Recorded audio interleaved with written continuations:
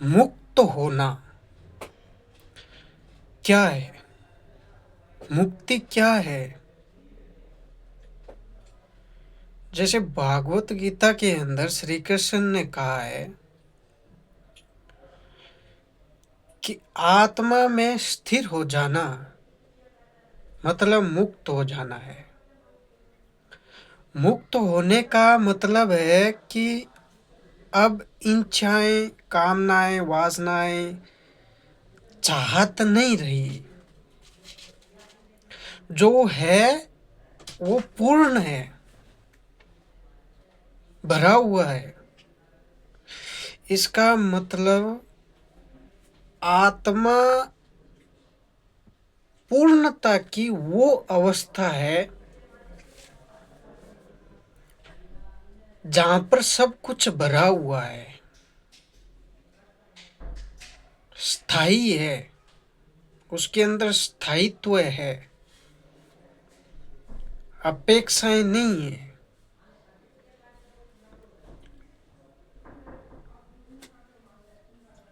ना कुछ पाना है, ना कुछ छोड़ना है। अब उस अवस्था को शब्दों में डिफाइन करना वो ठीक नहीं है, क्योंकि कर ही नहीं सकते। करना मतलब खिलवाड़ करना ही होगा। तो सब लोगों ने, कृष्ण जी ने, बुद्धा जी ने, महावीर जी ने, जीसस ने,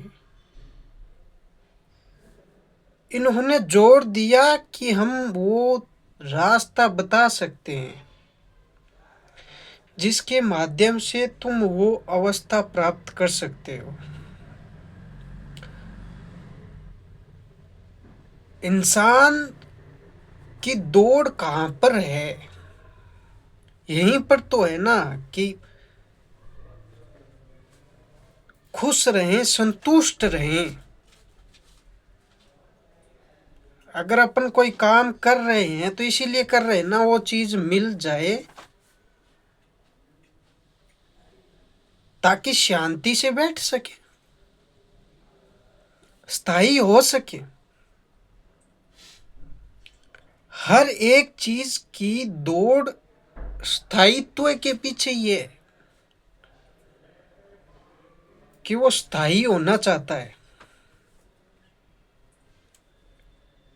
और अगर उसके बारे में जानना है तो वो स्थायी होने के लिए क्या क्या कर रहा है, उसकी एक्टिविटी को नोटिस कर लो तो उसके बारे में जान जाओगे।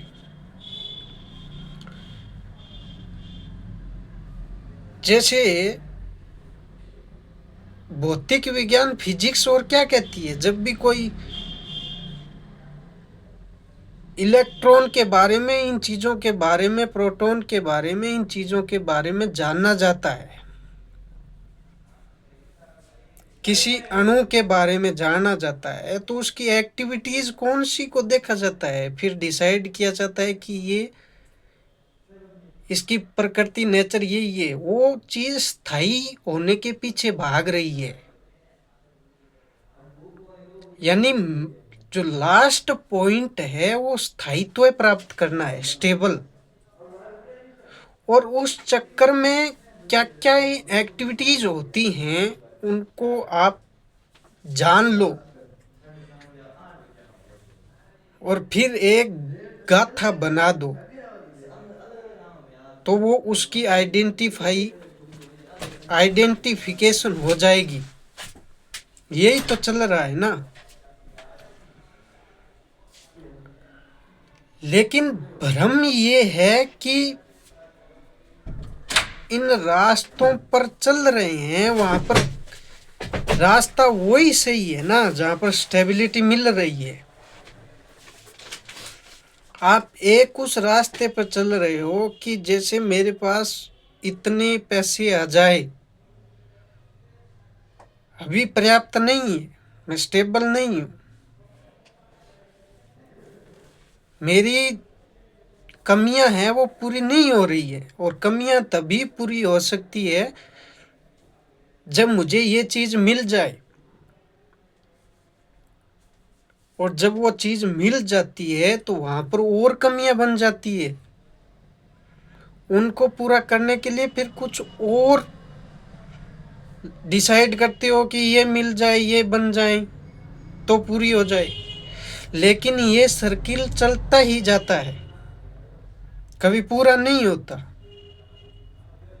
इसी का नाम मन है, मन की माया। और भ्रम ये है, और मन इतना शक्तिशाली है कि पूरी जिंदगी इसी रास्ते पर चलाया जाता है, चलाया जाता है। एक बार समझ में आ जाए कि हाँ ठीक है, ये पूरा नहीं हो रहा, तो रुक जाना चाहिए।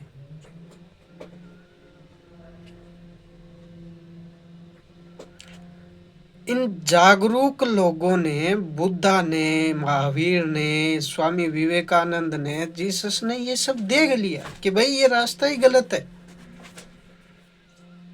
और इस रास्ते के पीछे जो बेस बना हुआ था वो ये था कि इंसान जहां से स्टार्ट कर रहा है ना, स्टार्टिंग में ही गलती कर रहा है। कि वो खुद को शरीर मान के चल रहा है, खुद को मन समझ के चल रहा है, जो कि वास्तविकता है ही नहीं। क्योंकि वास्तविकता स्थायित्व देती है और भ्रम घुमाता रहता है। तो जब तक वास्तविकता को नहीं जानोगे तब तक वो सही रास्ता निकलेगा ही नहीं।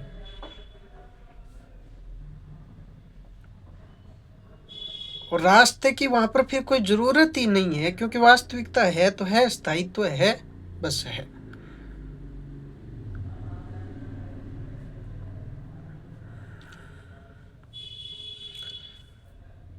बुद्धा का जीवन क्या है कि दर्द, पीड़ा, ये सब चीजों की रीजंस क्या है, क्या कारण है इसके पीछे, मुझे वो कारण जानना है। और मुक्ति कैसे मिल सकती है। और बुद्धा ने कहा कि जब तक तुम शरीर हो, खुद को शरीर समझ रहे हो, खुद को मन समझ रहे हो, तब तक ये दुख, दर्द, पीड़ाएं, ये सब रहेगा। मुक्ति का मतलब है शून्यता। बुद्धा ने कहा शून्य का मतलब वो नहीं है खालीपन, भरा हुआ सब कुछ। मुक्त आप तभी हो सकते हो ना, अगर शब्दों के माध्यम से समझें कि मुक्त तभी हो सकता है इंसान जब वो भरा हुआ हो। पूर्णता से ही तो घटित होगी मुक्ति।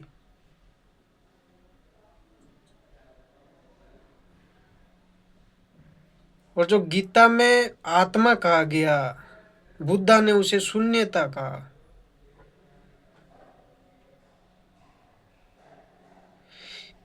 ये सब अगर अब वो एक अवस्था है जहां पर आप सब कुछ जान लेते हो, और उसका मार्ग ही बताया जा सकता है कि हाँ ऐसे ऐसे करो तो जान जाओगे। वहां पर क्या होता है वो उस चीज का विश्लेषण नहीं है। अगर तुम्हें शब्दों के माध्यम से ही जानना है, क्योंकि ये तुम्हें अभी से ही पता करना है, यही मन है कि मैं इस रास्ते पर चलूं तो वहां पर मुझे क्या मिलेगा और क्या होगा वहां पर।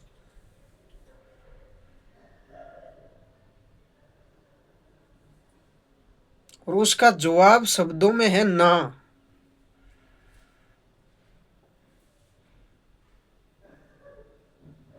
तुम चल लिए ना तुम्हारे रास्ते पर, मिला कुछ?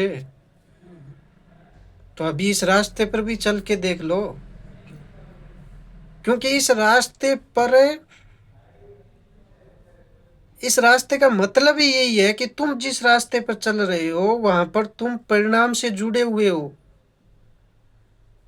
कि अगर मैं ये काम करूंगा तो मुझे ये चीज मिलेगी, इसीलिए वो काम कर रहे हो। जबकि उस रास्ते पर तुम्हें परिणाम, रिजल्ट अभी दिखाई नहीं दे रहा, तो तुम काम करना नहीं चाहते।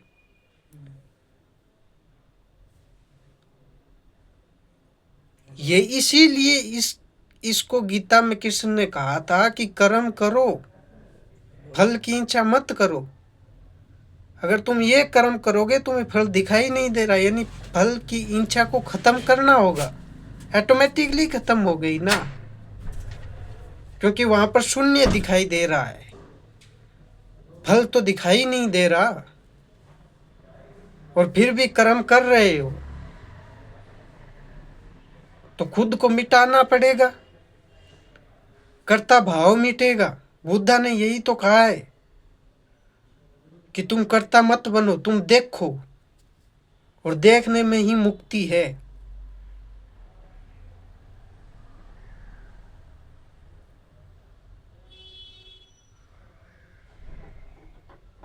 शरीर की क्रियाओं को देखो, ना कि उसे बंदो, देखो। अगर देख रहे हो इसका मतलब तुम देखने वाले हुए ना। जिसको देख रहे हो वो कैसे हो सकते हो?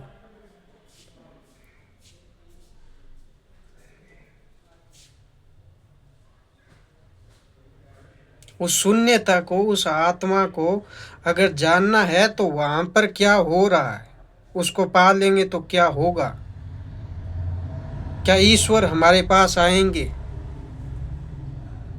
ये सब अगर क्वेश्चन हैं तो इसका मतलब तुम फल से पहले ही कनेक्ट हो रहे हो, और ये रास्ता ही इसका है कि तुम फल की इच्छा नहीं कर सकते। तुम कर्म करो, प्रेजेंट ही ट्रूथ है, ना तुम पास्ट में जाओ ना तुम फ्यूचर में जाओ।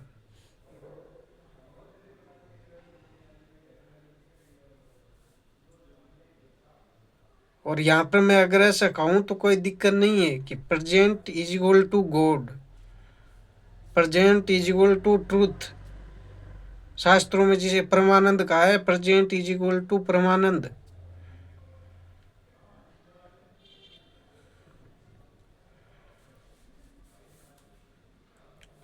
तुम खुद से सवाल करो कि सच में क्या तुम भगवान को मानते हो?